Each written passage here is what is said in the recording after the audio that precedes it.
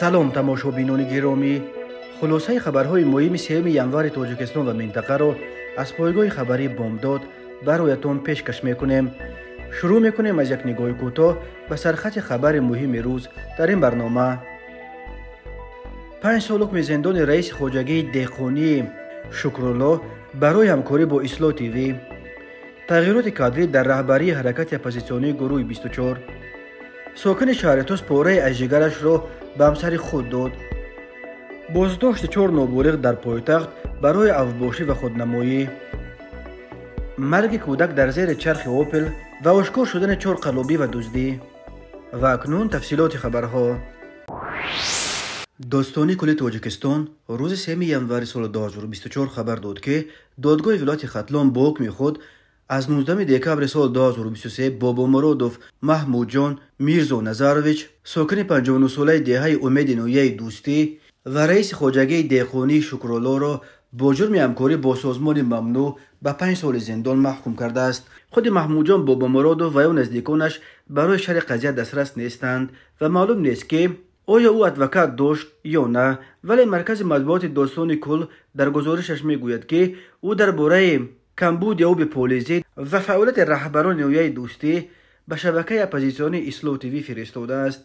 داستان کل می افزاید امروزها در شبکه‌های اجتماعی از جانب نمایندگان گروه‌های اکستریمیستی و تروریستی تبلیغ و تشویق غایه‌های اکستریمیستی زیاد به مشاهده رسیده. بعضی شهروندان گمراه شده به صف آنها می‌پیوندند، چنانچه شهروند جمهوری تاجیکستان بابا مرادوف محمود جان سال تولدش 1964 زاده و استقامت کننده نویه دوستی جماعت دیوات نوزمین دهه امید ملتش تاجیک رهبر خواجگی دهقانی شکرالله با استفاده از تلفن موبیلی در شبکه‌های اجتماعی برنامه‌های اصلاح تیوی را منتظم تماشا نموده نوار و برنامه‌های راوی آن محمد اقبال صدرالدین را که عضو فعال تشکیلات اکستریمیستی تروریستی حزب نهضت اسلام و پیمان ملی بوده فعالیت تشکیلات‌های مذکور با سند سعودی بنابر سبب به عمل برآوردن فعالیت اکستریمیستی تروریستی ممنوع اعتراف شده است، قابل قبول دانسته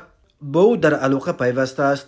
نامبرده ماه ایول سال 2023 متن را در موضوع کمبودی‌های آب پولیزی و عاید به فعالیت رهبران مقامات اجرایی حکومت دولتی نویه دوستی و خود اداره کنی شهرک و دیهات آماده نموده آن را بر روی برنامه اصلاح تیوی محمد اقبال صدرالدین برای نشر نمودن ارسال نموده است. بنا به فرضیه داستانی بر پایه نامه فرستاده بابا مرادوف روز 2 آگوست سال 2023 در سامانه اصلاح نت مقاله و نوارها با نامه‌ها از نویه‌ها به اصلاح نت رقم 42 عاید به فعالیت مسئولان مقامات و مؤسسه و تشکیلات‌های نویه دوستی نشر و پخش گردیده است. این برنامه رقم 42 درباره کمبود آب پولیزی و در کروبس دست داشتن مسئولان نویه دوستی در 5 ماه در کانال اصلاح تیوی در یوتیوب 82,000 تماشابین جمع آورده است. عاید به این حالت 16 اکتبر سال 2023 از جانب دادستانی نویه دوستی نسبت به محمود جان بابا مرادوف بر اساس ماده 307 علاوه 3 قسم 2 کودکس جنایتی تاجیکستان با اتهام اشتراک در فعالیت سازمان ممنوع افراطی پرونده جنایتی آغاز گردیده علیه 24 نوامبر سال 2023 بعد انجام تفتیش پیشکی با تصدیق فکر عیبدار کنی به دادگاه سپرده شده است. دادگاه ولایت ختلان با حکم خود روز 19 دکبر سال 2023 بابا مرادوف را بر اساس این بند قانون گناهکار دانسته به 5 سال زندان نظامش پرزور محکوم کرده است.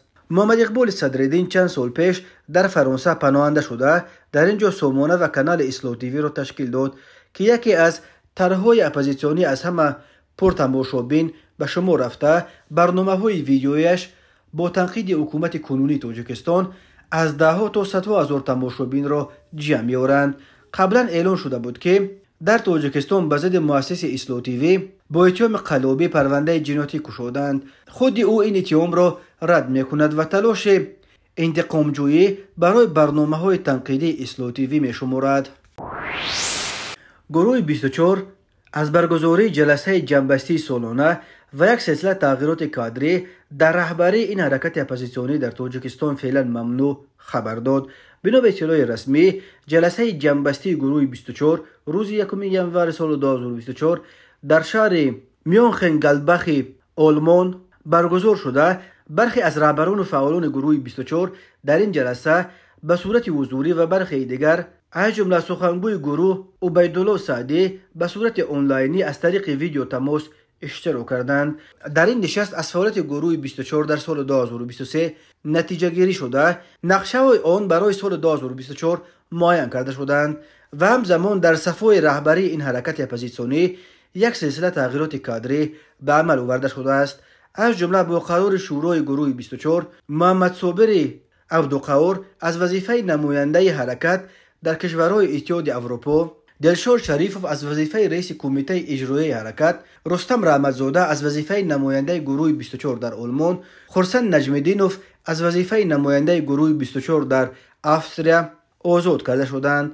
در این زمان با قرار شورا محمد صابر عبدالقهار رئیس کمیته اجرایی گروه 24، قربانلی اوریپوف اولین نماینده رسمی گروه 24 در ایالات متحده آمریکا، خولنظر لایقوف نماینده حرکت در آلمان، ظفر غایبوف نماینده حرکت سیاسی گروه 24 در استریا تعیین گردیدند.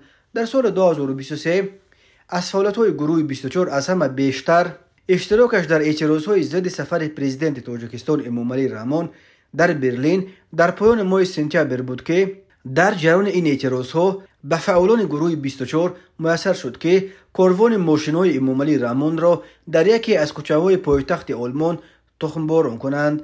در عکس‌های نشر شده از نزد دفتر صدر اعظم آلمان اولاف شولز دیده می‌شد که دست کم یک تخم به شیشه ماشینی که خود امامعلی رحمان در آن حرکت می‌کرد رسیده است. در پی این حادثه مقامات تاجیکستان خویش و تبار قریب 50 تن از فعالان مخالفین از جمله نزدیکان فعالان و رهبران گروه 24 را دستگیر کرده، برخی را چند ساعت و برخی را چند روز پشت پنجره نگاه داشتند. مقامات همچنین سیم برق خانه‌های نزدیکان برخی از اشتراکچیان گروه 24 را بریدند.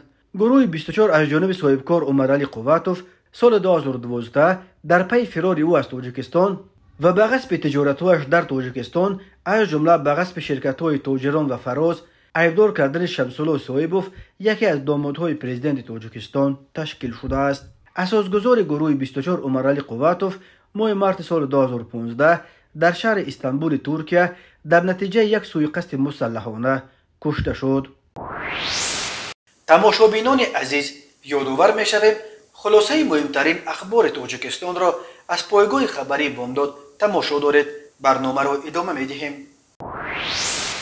محمدی لالخانوف ساکن نویه شهر توز پاره از جگر خود را به همسرش داده است تا او از بیماری سخت شفا بیابد. مرکز مطبوعات وزارت تندرستی تاجیکستان با نشر یک ویدیو خبر داد که جراحی همسر لالخانوف اخیراً در مرکز ملی پیوندسازی عضو و بافته‌های انسانی این وزارت انجام داده شد و حالا هر دو هم شوهر و هم همسر او خود را خوب حس می‌کنند.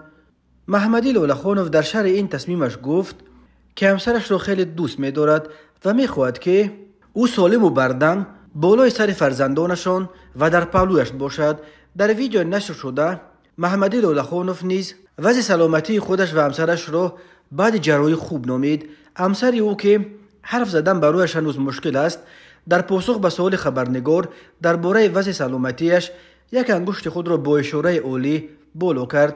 سخنگوی وزارت تندرستی با ستایش از عمل جوانمردانه محمدی لالخانوف گفت در حالی که برخی عائله‌ها امروز با سبب‌های خیلی نوچیز پشت می‌خورند، این حادثه نادر یک نمونه عالی مهر و محبت به شمار می‌رود.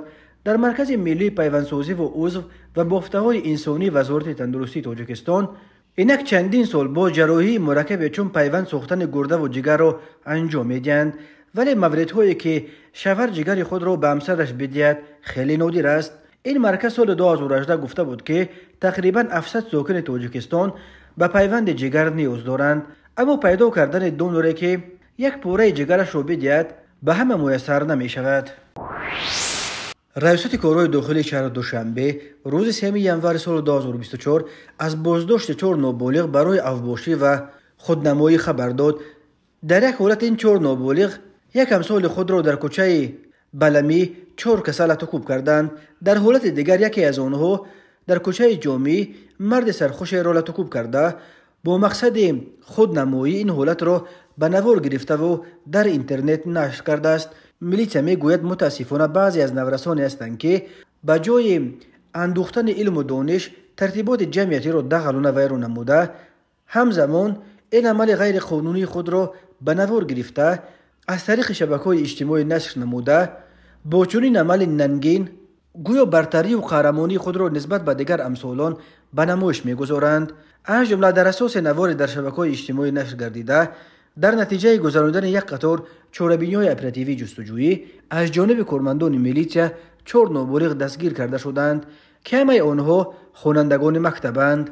همچون گمانبر نابالغان سعدالله فتح‌الله سال تولدش 2006 استقامت کننده شهر دوشنبه، خواننده صنف 11 مکتب رقم 99 حبیب الله‌زاده سلیمان سال تولدش 2007 استقامت کننده شهر دوشنبه، خواننده سال یکم لیسه تکنیکی مولانا ظرف انتظار سال تولدش 2007 استقامت کننده شهر دوشنبه کوچه نخیموه، قربانوف احسان سال تولدش 2007 استقامت کننده شهر دوشنبه، خواننده صنف دوم مکتب رقم 50 برای ویران نمودن ترتیبات جمعیتی دستگیر کرده شدند. خود این نورستان و والدان آنها برای شرح قضیه دسترس نیستند، ولی میلیسیا دوشنبه گفت ضمن سنجش معین کرده شد که گمان بر شونده سعدالله فتح‌الله هنگام در کوچه بلمی نزد میدانچه ورزشی قرار داشتنش به یگان اساس یک نفر نابالغ امثال خود را با مشت و لغت و چوب دست مورد لطکوب قرار داده است.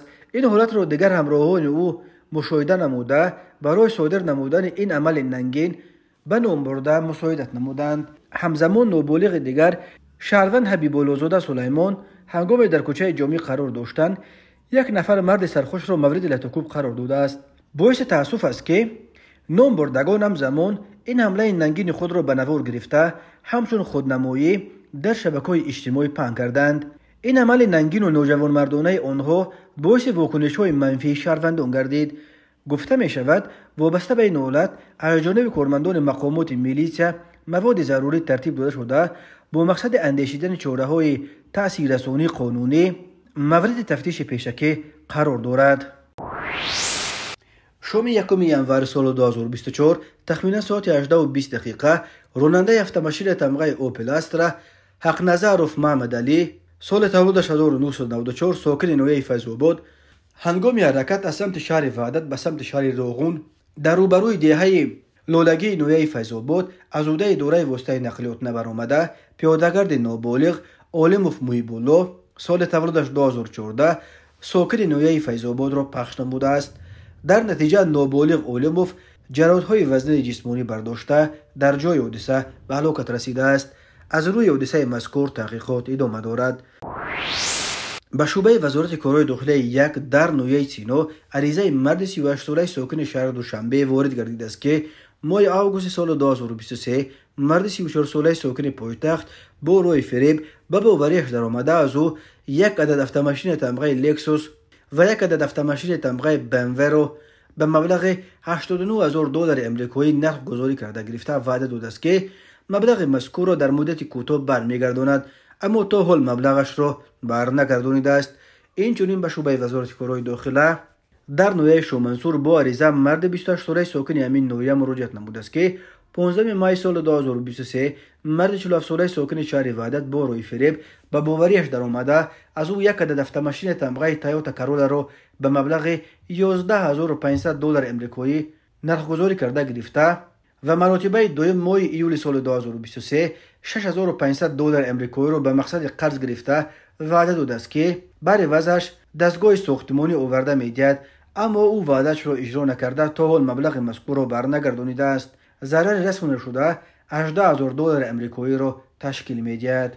همزمان ضمن برگزار نمودن چهاربینی‌های اپراتیوی جستجویی از جانب کارمندان میلیسیا مرد 45 ساله ساکن شهر دوشنبه با گمان صادر نمودن کردار قلابی دستگیر کرده شد. گمان بر شونده ماه مارس سال 2019 با روی فریب به باوری مرد 50 ساله ساکن پایتخت درآمده از او $43,000 امریکایی گرفته تا حال مبلغش را برنگردانیده است. همین طریق در نتیجه گذراندن چوره‌بینی‌های اپراتیوی جستجویی از جانب کارمندان میلیسیا، مرد 47 ساله ساکن شهر خوجند همچون گمانبر در صادر نمودن جنایات کردار قلابی دستگیر کرده شد. گمانبر شونده 23 فوریه سال 2019 طبق شرطنامه خرید و فروش مال و ملک به مرد 58 ساله ساکن نوع باباجان غفوروف از بنای ساختمانی یک حجره را به مبلغ 135,000 سومانی فروخته با مقصد به دست آوردن فایده مفت با روی قلابی حجره فروختش را باز به مرد 57 ساله ساکن شهر خوجند به مبلغ 70,000 سومانی فروخته مبلغ مذکور را به احتیاجات خود صرف نموده است. به شعبه وزارت کارهای داخله در نویه جیهون با عریضه مرد 58 ساله ساکن نویه مذکور مراجعت نموده است که شب 18 و 19 دکبر سال 2023 شخصان نامعلوم با راه پنهانی وارد منزل استقامتی شده از آنجا اشیاهای روزگار را دزدیده از جای حادثه غیب زدند. ضرر رسانده شده 8,000 سومانی را تشکیل می‌دهد. در نتیجه گذراندن چهاره‌بینی اپراتیوی جستجویی از جانب کارمندان میلیسیا، جوان 22 ساله ساکن امین نویه با گمان صادر نمودن جنایت دزدی دستگیر کرده شد. اوید بین حادثه و تفتیشات ادامه دارد. تماشابینان عزیز و گرامی، این بود مرور به خلاصه چند خبر مهم امروز تاجیکستان. خبر و گزارش‌های بیشتر از تاجیکستان و درباره تاجیکستان و اطراف آن را در سامانه پایگاه خبری بامداد در این نشانه پیگیری نمایید: www.bomdad.com. خوش باشید.